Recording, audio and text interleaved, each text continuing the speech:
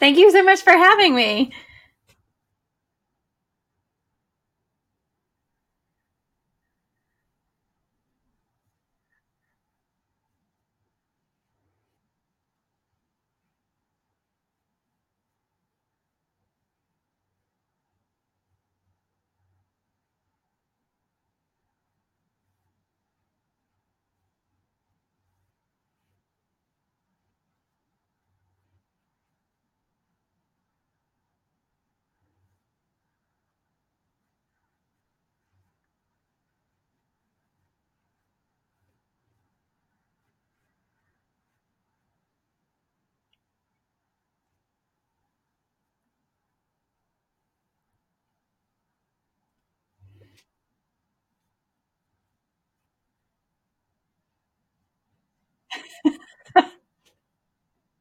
I love it. How much?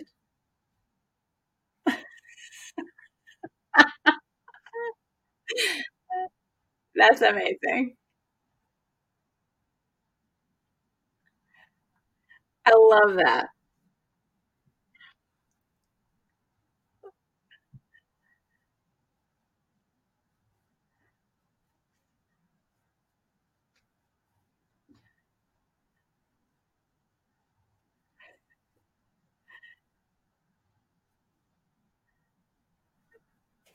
Yes, we were meant to be.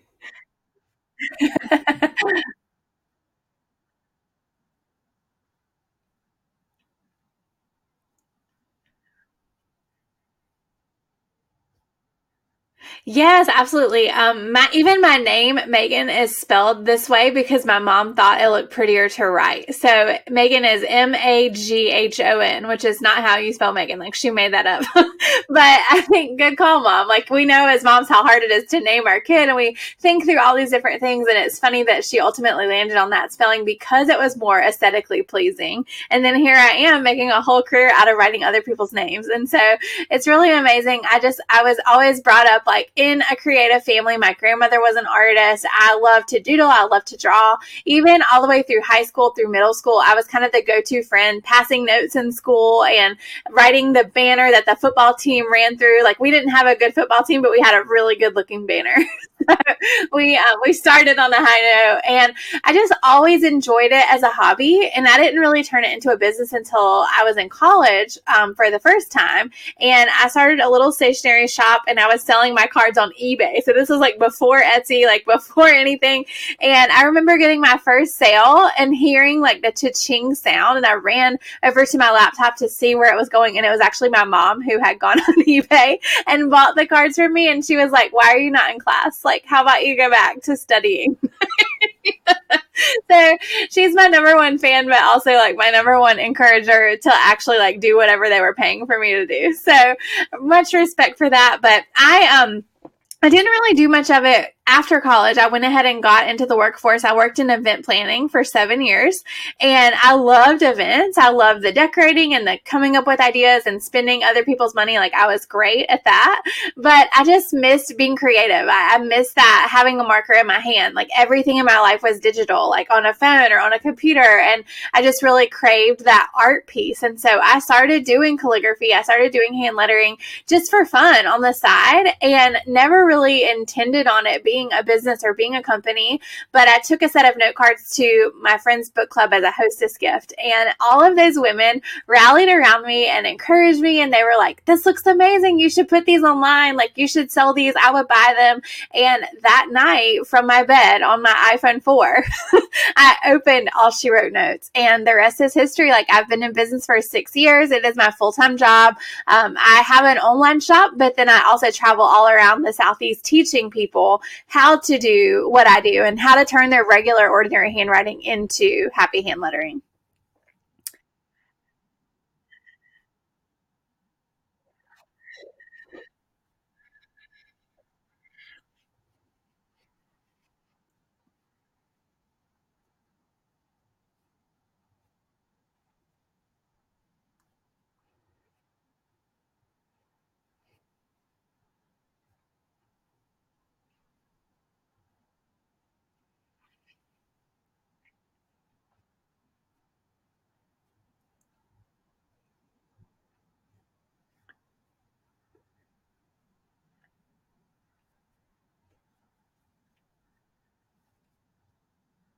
Absolutely. I think early on, I felt like I had almost fallen into it and I was really lucky. Like I was kind of an accident. But the more and more time I spend doing this and the more and more God continues just to show me that this is what he had meant for me all along. Like this was his plan for me. And I'm finally living into it and being able to just work.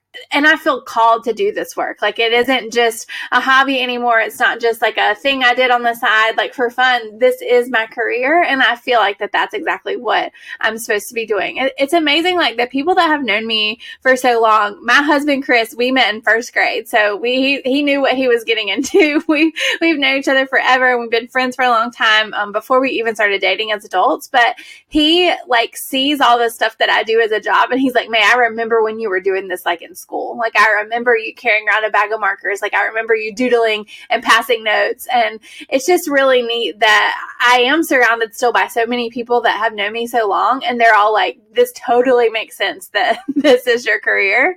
And I think like any of us that, kind of think back to what we loved to do when we were younger, or like what lit us on fire, like whether we were going to make money or not, like what we just enjoyed as a hobby. I think there are a lot of clues, lying in that thing to let us know what might bring us joy today.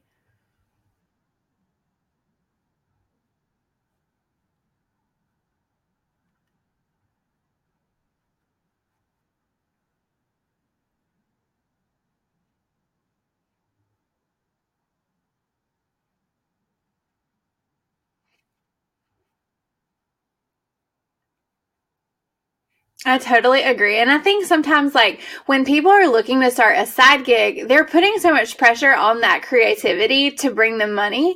And I think that's the fastest way to kill your creativity is to feel like you have to charge for it. And for me, I was in business for 2 years on the side before I decided to take it full time because I didn't want to make myself not love it anymore. Like, I was afraid, like, oh, I enjoy this so much. I feel like if it's my business, then I might not enjoy it as much. And thankfully for me, that's not the case. Like, I really do love writing, but I've got to make sure that I keep that piece of the business and don't like outsource it, and don't like grow so big that I can't write anymore because that's the best part. And so just like learning lessons as you go. But I just think looking back to what you really love, like what fired you up, even if you don't do it for anybody but just you, like that is a difference. Like that makes a difference because if you're filling your cup, like that can't help but overflow to your kids and your husband and like everyone who gets to be around you.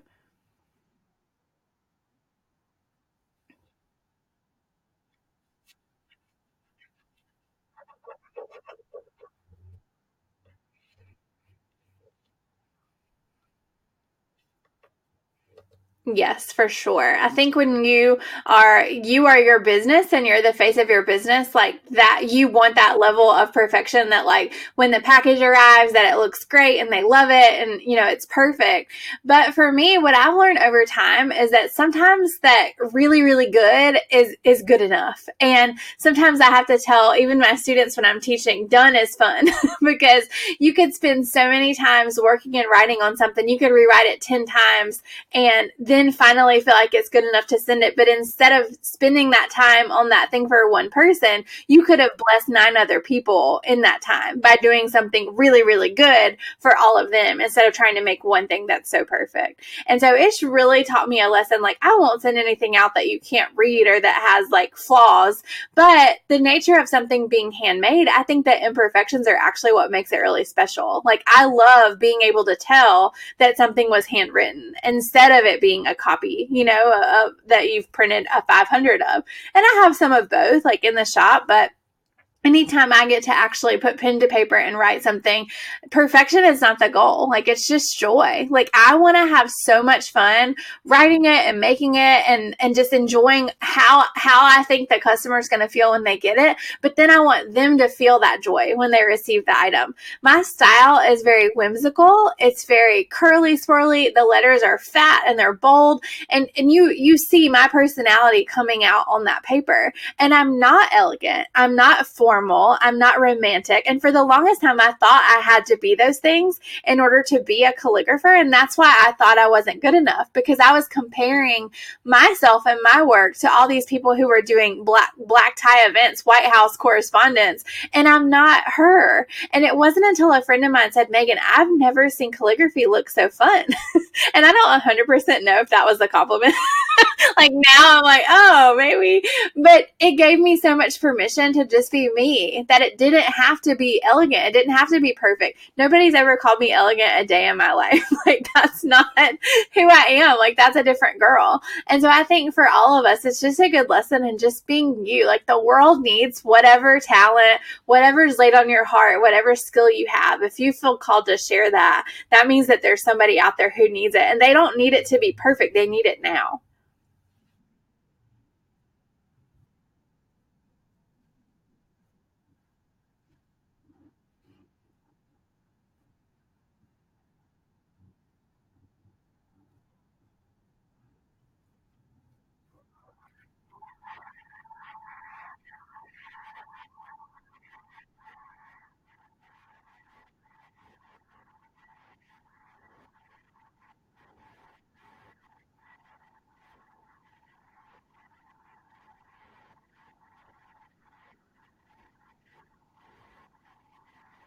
I think if you wait until it's perfect, like, you'll never get there. Like, you'll never really confidently feel like this is 100% perfect. I think so many times, just even in life, things don't turn out the way that we thought they might, like the way that we had planned. Like, but God had a surprise for us waiting that was even better than what we would have planned, and what we could have, thought of. And that is totally the story. Like, in my own life, like, I grew up chasing perfection. I wanted to get into a good college, so I did all the things and was on all the teams and was captain of the cheerleading squad, and I was homecoming queen, and I chased after these titles that I thought would make not only my parents proud, but that would make me a perfect candidate for the college that I wanted to go to. And I got in, like, so far so good. Everything had worked along the way, but then once I got to college, things just started falling apart in a way that I wasn't getting things easily. I wasn't getting picked. I wasn't getting jobs that I applied for. Relationships that I had really, really hoped and prayed for were falling apart. And it was a really hard season for me just to realize that, like, this isn't perfect. Like, and it's still, just because it's not perfect doesn't mean it's not good. And I think so many times, like, you're looking for the silver lining, but, like, what if it's gold? Like, what if it just looks different than what you thought it was going to look like?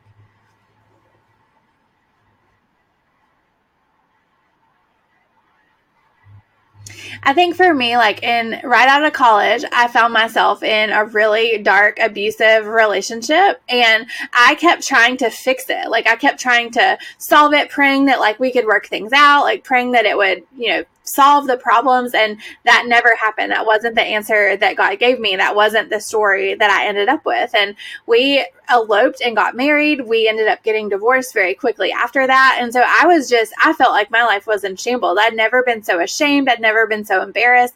I felt broken. I felt humiliated, like, all the things, because that's not what I wanted. I wanted it to be fixed. And instead, God gave me the beautiful life that I have now. I don't think that that was ever actually the plan. I feel like that was me trying to kind of wing it and being like, hey, I got this. I can handle this. And really just taking on so many things that I knew weren't right. And I was just trying to force something that wasn't really actually meant to be. And it wasn't until I surrendered the control and surrendered what my future could be like to God that He started blessing me and surprising me and showing up in all these different ways that aren't a silver lining. They're even better than that. Like, they're so much better than that. And just being able to find and reconnect to Chris, who I'd known my entire life. And the thing is, if I had come across him, if he and I had connected, like, during any of that time, it wouldn't have worked. Like, I wouldn't have appreciated him in the way that I do now, and I wouldn't have been ready for that kind of love and that kind of life. And I'm just so thankful. Like, I'm grateful that my prayers were not answered in the way that I thought they were. God just had something better in store. And I think it's that way. Like, like so many times in life, if you're in a season of waiting or you're in a season of hoping for something and praying for something, God isn't done. Like, he works in the wait. He doesn't waste our pain. Like, anything that we go through, like, he will work for the good of those that love him. And I am living proof of that every single day. And my biggest message to people, you know, I don't always get to tell that whole story, but that's what's behind everything that I'm putting out into the world. Like, I'm all about spreading happiness. I'm all about spreading joy. I love handwritten notes because that's exactly what I clung to during those dark seasons. And when my life was in danger, when I wasn't sure that I was going to make it out on the other side, I would search and hunt for scripture and for empowering quotes, and I would run to the mailbox and get notes from friends and family that had no idea what I was actually going through, but just that their notes of encouragement and that they missed me. And it just kept me going. It gave me something to live for. And I love now being able to put that out into the world for other people.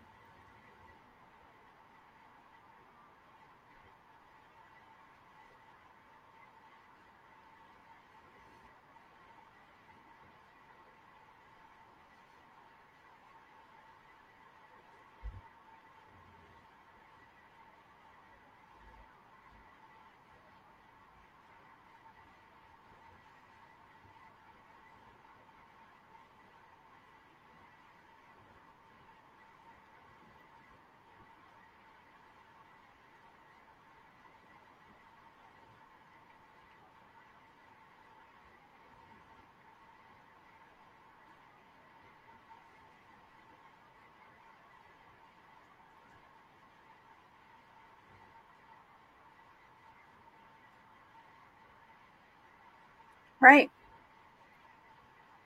And that's your story. Like, that is your story. And that's exactly who makes you who you are. And for me, the biggest lesson is how my story, like, I don't love that that's my story. I'm embarrassed by that. I get hives every single time I have to talk about it or tell somebody. Like, I wish it wasn't that. But if it is able to help one person, like, if it's able to make one person feel better about their situation, then it's worth it for me to have gone through that. And so I get to teach people about lettering all the time. And when I'm lettering, I make mistakes all the time. Like, I'm constantly spelling stuff wrong, or I'll write an ugly letter and you're like, whoo, like, you do not make the team. Like, we cannot put you out there.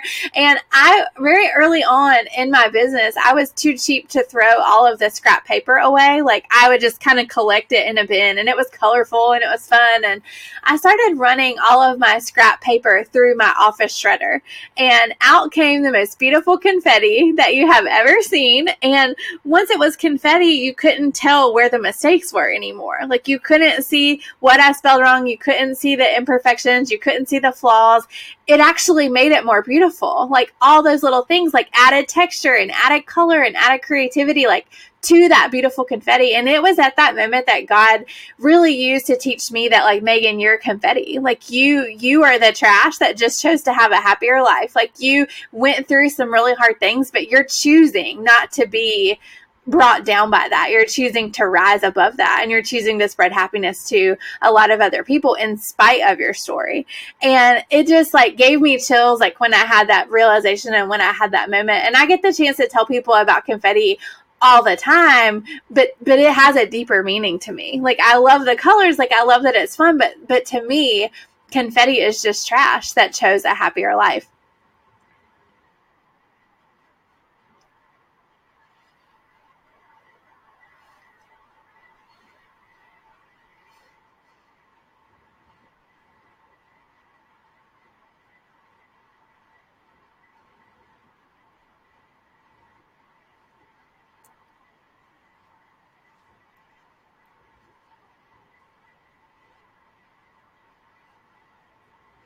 I think God blew me away right from the beginning that I was not going to be in control of this. Like, Vance was a surprise to us. We thought that we would want children at some point in our marriage, but we did not plan for him as early as he came. But that's where God's timing was so much better than mine. Like, that was not anything that I had, like, prayed about or wished for or hoped for. And now I see what a blessing that is, because I have so many friends who are, like, really trying for a baby or having to go through infertility. And that was not my story. in this circumstance. And I'm just so thankful for the way that he came into our life.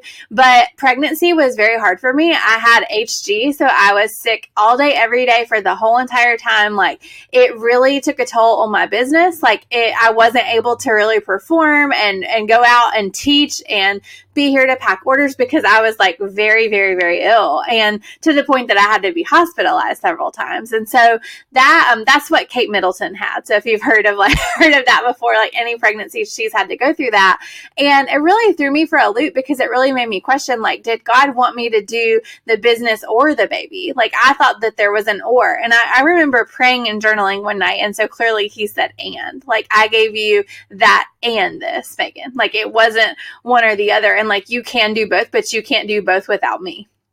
And so it just was really like eye-opening for me. I had to really ask for help. I had to lean on other family members. Like, it had to look different in other seasons, to be able to get through this with motherhood. But I think because I didn't see myself as a mom, like growing up, I didn't really babysit. That wasn't a piece of my life that I really even thought about until it was actually happening, that I didn't have super high expectations of myself going into motherhood. I was like, I'm going to figure this out, like I'm going to wing it. I'm going to do it. That baby will teach me whatever I need to know. And I think I have a different perspective when I'm talking to new moms, because I was already at the lowest point, like in pregnancy. I had prepartum depression because of everything I was going through with the sickness, and that went undiagnosed. Like, we weren't aware of that, but I was suffering, and I was having to suffer silently because I felt like, who am I to complain about pregnancy when all my friends are dying to get pregnant?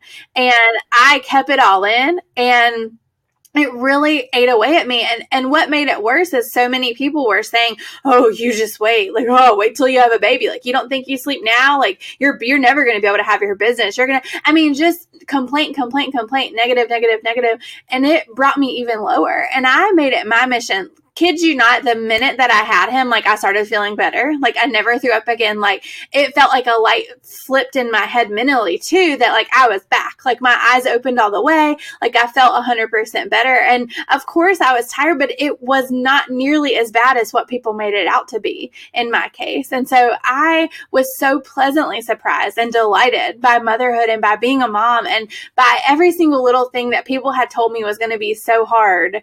It wasn't as hard as they said it was going to be. And I have just made it my mission to just talk about positivity in motherhood. I think there's enough negativity, but if people didn't like it, they wouldn't keep doing it. So they need to stop saying all the bad things, because there's so much good. And if you're talking to a brand new mom who's scared out of her mind, who doesn't have anything to compare it to, and all you're saying is bad stuff, that isn't helpful. Like, that's just scary. And I wrote a blog post like right after he was born, and it was called You Just Wait, but it was all the good things that you had to look forward to. Like, you just wait till you see your husband holding that little baby, or you just wait till he looks in your eyes, or he holds your hand, or he says mama for the first time. Like, now he's almost 3. I have 1,000 of those you just wait moments, and it is 100% worth it. Like, I wouldn't change a thing. I wouldn't go back. And I'm so thankful for him and grateful for him. He's the greatest gift that I could have ever had. But people made it sound like it was going to be bad. And I just don't ever want to be that voice. Like, my mission in my business, my mission in my life is just spreading happiness. And it doesn't mean that there aren't hard things. Obviously, I just told you my life story. Like, there's been hard things, but I just think that the positive outweighs the negative. And it's just important to shine a light on that, because for every bad day that I have with my kid, that he has a meltdown at Target, like, there's somebody in Target that wishes they had that baby, even the one that was melting down.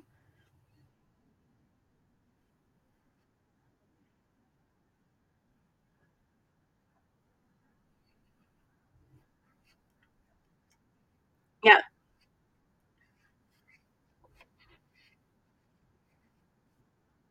Yeah.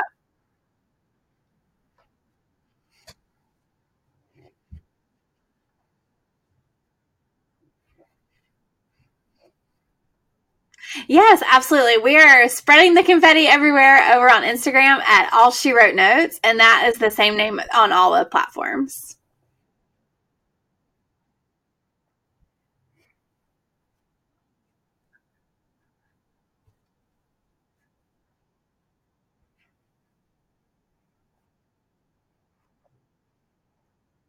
I want you to be willing to turn your mistakes into confetti. Like, I want you to look at areas in your life that you aren't proud of, that you have, been ashamed of in the past, that aren't going the way you thought they would go, and just be willing to turn your mistakes like into something good, like to turn your mess into your message, like to be willing to come alongside somebody else who is in the thick of it now, or who has been through that, and be a light for those people and show them what it's like to survive and what it's like to be on the other side. That you don't have to be defined by any of your mess. Like, that's just what makes you even more beautiful, and that's what makes it your story.